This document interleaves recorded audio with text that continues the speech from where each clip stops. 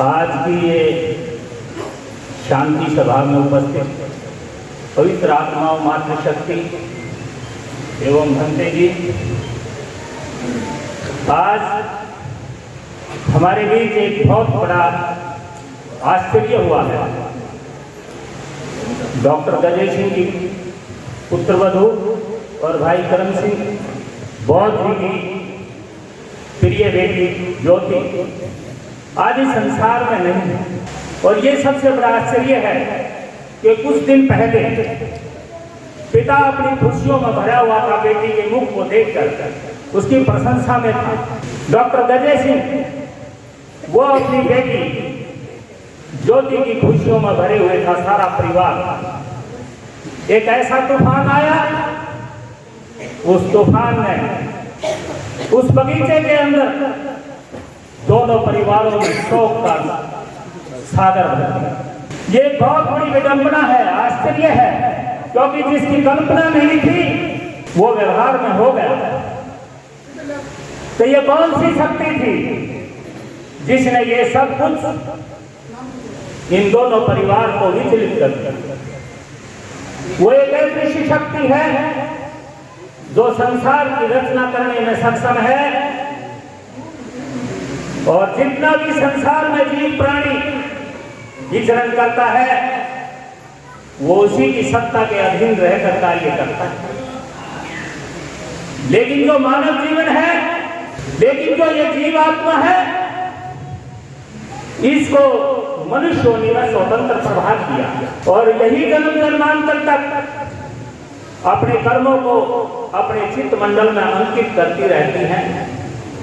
और विद्वानों का कहना है कि आयु, जाति और भोग ये मनुष्य योनि में किए गए कर्मों से ही उसे प्राप्त होता है, और वो जो कर्म है वही जो है धर्म के अनुकूल हो तो वो जीवात्मा इस संसार के बंधन से मुक्त हो जाती है और वो आनंद लेती है, परमानंद लेती है। ये हमें दिखाई नहीं देता, समय का अभाव है। मैं संक्षिप्त में ही अपने विचारों को समेटता हुआ, ये दिखाई नहीं देता कि ये आत्मा थी हमारे सामने बेटी ज्योति के रूप में, शरीर था, गतिमान थी, खा रही थी, पी रही थी, बातें कर रही थी।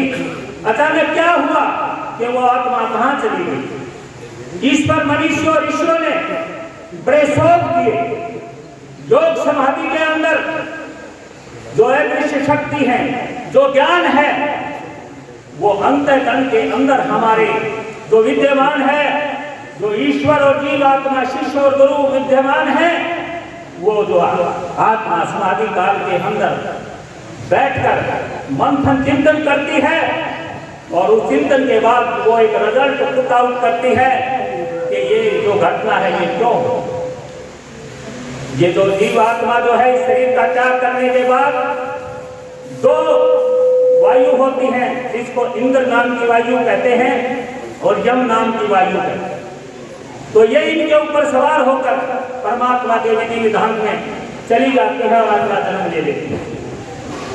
तो इसी प्रकार समय का भाव होते हुए मैं विद्या ज्योति की आत्मा को वो जहाँ कहीं भी है, परम पिता परमात्मा उसको उसके कर्मों के अनुसार सद्गति प्रदान करे और सदा उस पर अपना आशीर्वाद रखे।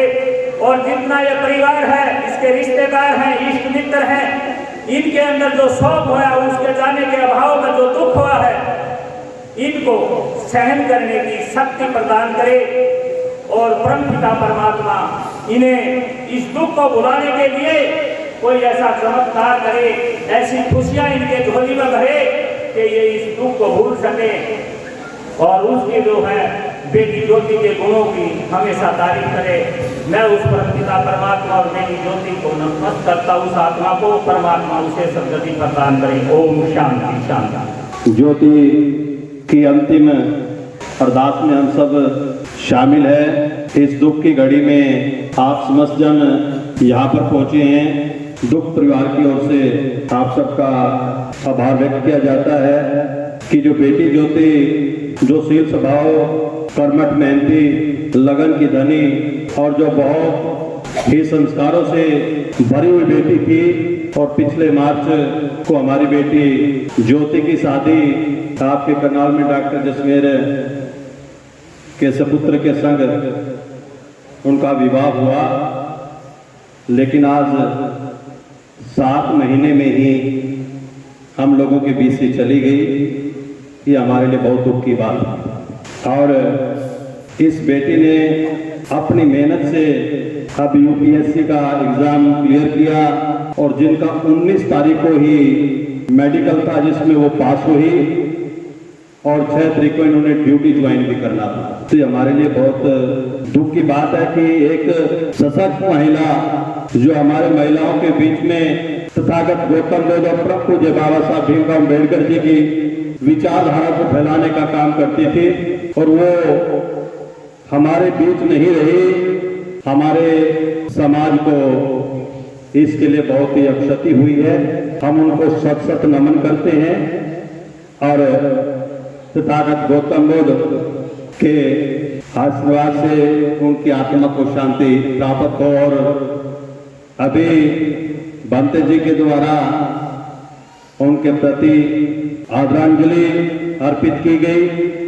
कबीरा जग में आए थे, जग हंसा हम रोए, ऐसी कर चले हम हंसे जग रोए। आज इस शांति सभा में उपस्थित बहुत ही मेरे बड़े बुजुर्ग, माताएं, बहनें, जब मुझे पता लगा छोटी बहन ज्योति जो है वो ज्योति जो थमा गई है, मेरे में हिम्मत ही नहीं रही कि मैं आदरणीय श्री करमवीर बोर्ड से फोन पर बात कर सकता। मैंने कुबेर साहब को फोन किया और कंफर्म किया कि मुझे ऐसा पता लगा है। तो ये परिवार के लिए ही नहीं, समस्त समाज के लिए बहुत ही दुख की घड़ी है।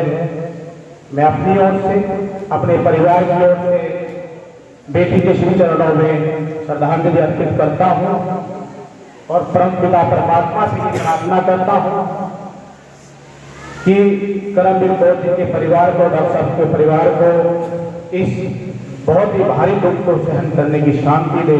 ओम शांति शांति शांति।